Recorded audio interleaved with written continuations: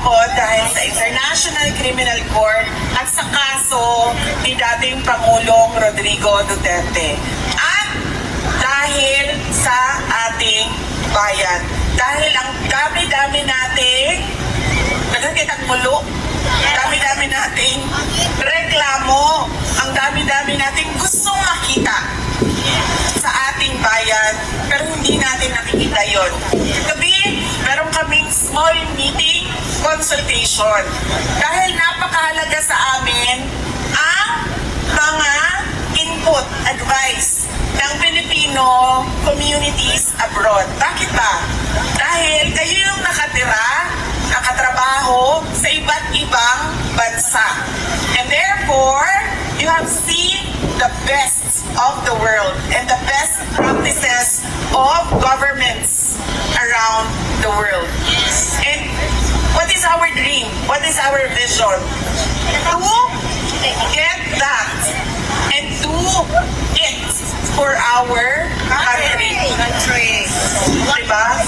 Because kaming mga nandoon na hindi pa nakatira or hindi man lang nakatrabaho sa ibang bansa, hindi kami ang may monopoliya ng kaalaman. Nandun sa napakalaking global community of Filipinos ang kaalaman kung ano ba ang pwede nating dalhin at gawin para sa ating bayan. Kaya po tayo nandito dahil din po sa bayan, para sa ating bayan. But before that, I would like to talk about former President Rodrigo Duterte and his influence in my life. Marami po ang nagtatanong, kamusta na si dating Pangulong Rodrigo Duterte? Sinasabi ko sa inyo, hindi niyo pa siya nakita na ganito kapayat. Sa mga maalala ninyo sa kanya,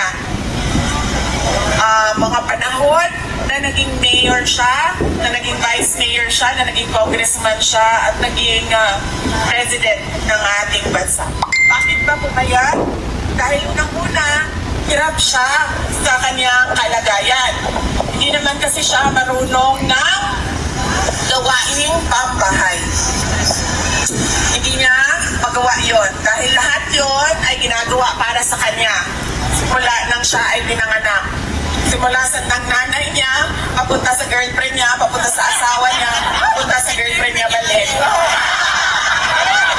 Nasaan na ba si Maharlika? Ito si Maharlika,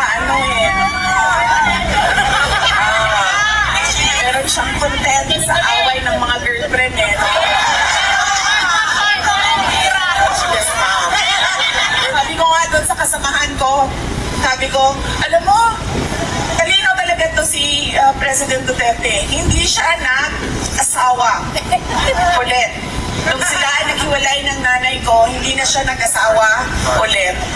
And therefore, ngayon, wala sa kanila ang makapagsabi na siya ang pwedeng magmamay-ari kay dating Pangulong Rodrigo Duterte. Dahil lahat sila ay pare-parehong girlfriend lang. Kaya mga lalaki, kapag kayo ay pinalaya ng asawa ninyo, huwag na po kayong mag-asawa ulit.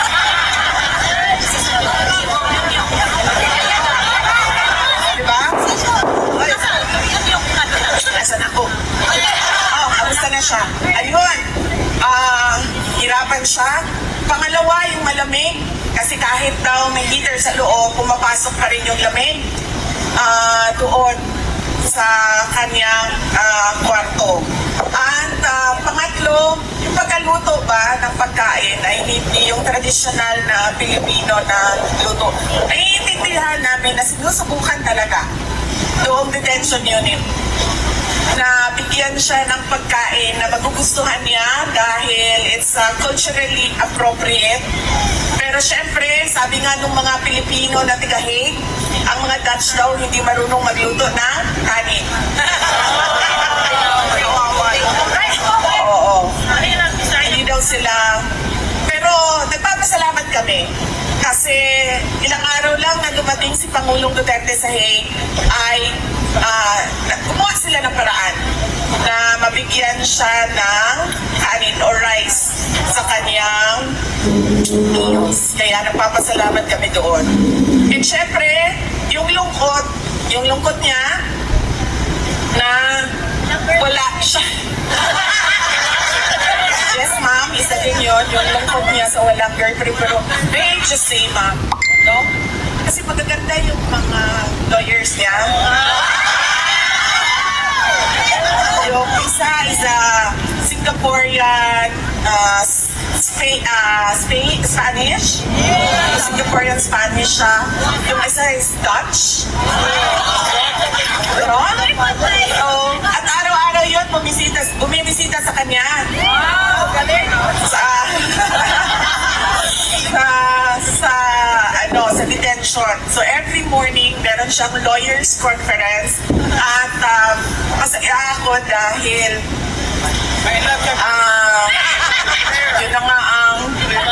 yun na nga ang problema ko, sir. Makaligawan pa? Matinig pa naman yun si Gary. So, pero sinabihan na namin sila.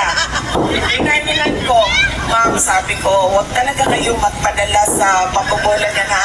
May just say na mga ang Pilipino na lalaki, mabobola talaga na sila.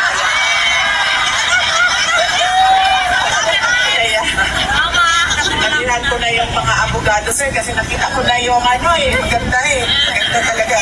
Sabi ko, huwag kayong magpadala sa mga Pilipino na lalaki. Dahil gagawin nila ang lahat na masuko mo ang